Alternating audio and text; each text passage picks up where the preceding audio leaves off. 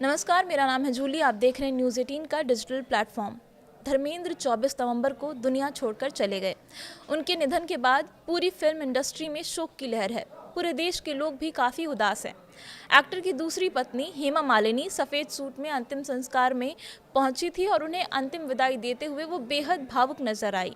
जहां पूरा फिल्म उद्योग उनके निधन पर शोक मना रहा है, वहीं एक बड़ा सवाल फिर से उठ खड़ा हुआ है कि क्या हेमा मालिनी को धर्मेंद्र की संपत्ति या फिर पेंशन में हिस्सा मिलेगा। तो आइए जानते हैं कि कानून इसे लेकर क्या कुछ कहता है। धर्मेंद्र के निधन के बाद ये सवाल काफ़ी चर्चा में है। हालांकि वो दशकों तक हेमा मालिनी के साथ ही रहे, लेकिन कानूनी तौर पर स्थिति इतनी भी आसान नहीं है, ये काफ़ी जटिल है। धर्मेंद्र ने 1954 में अपनी पहली पत्नी प्रकाश कौर से शादी की थी। कई साल बाद उन्होंने प्रकाश कौर को तलाक दिए बिना ही हेमा मालिनी से शादी कर ली। हिंदू विवाह अधिनियम के तहत अगर पहली शादी अभी भी कानूनी रूप से वैध हो तो दूसरी शादी को वैध नहीं माना जा सकता। इसी वजह से धर्मेंद्र और हेमा मालिनी की जो शादी है उसे कानून की नज़र में वैध नहीं माना जाता है। इस कानूनी तकनीकी के कारण हेमा मालिनी का धर्मेंद्र की संपत्ति पर या फिर पेंशन लाभ पर कोई भी कानूनी दावा नहीं है। यानी कि कानूनन हेमा मालिनी को धर्मेंद्र की प्रॉपर्टी या फिर उनके पेंशन में कोई भी हिस्सा नहीं मिलेगा। हालांकि बच्चों को लेकर के कानून कुछ और ही है। इसे लेकर के साल 2023 में सुप्रीम कोर्ट ने एक बहुत ही अहम फैसला सुनाया था। रेवंत सदप्पा बनाम मल्लिकार्जुन, इस पर पूरी तरीके से स्पष्टता दी गई थी। आपको बता दें कि धर्मेंद्र ने पहली पत्नी के रहते हुए बॉलीवुड एक्ट्रेस और बीजेपी सांसद हेमा मालिनी से दूसरी शादी कर ली थी।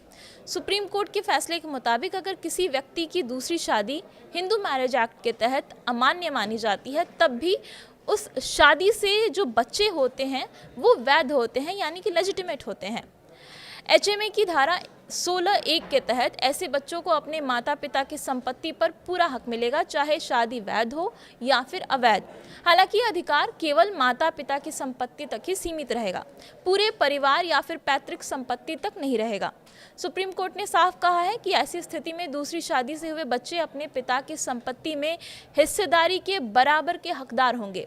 जब धर्मेंद्र के निधन के बाद संपत्ति का बंटवारा होगा तो कानून एक काल्पनिक बंटवारे को मानेगा, यानी ये माना जाएगा कि धर्मेंद्र की मौत से ठीक पहले पैतृक संपत्ति का बंटवारा हो गया था और उसमें जो हिस्सा धर्मेंद्र का था वही हिस्सा उनके वैध वारिसों में बराबर बांटा जाएगा।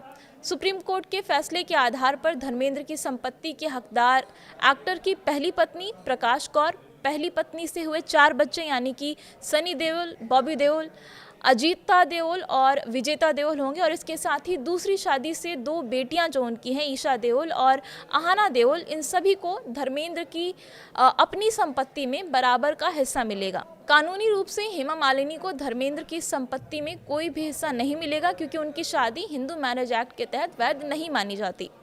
उन्हें हिस्सा तभी मिल सकता है अगर धर्मेंद्र ने अपनी वसीयत में उन्हें शामिल किया हो या फिर कोर्ट में उनकी शादी को वैध साबित कर दिया जाए।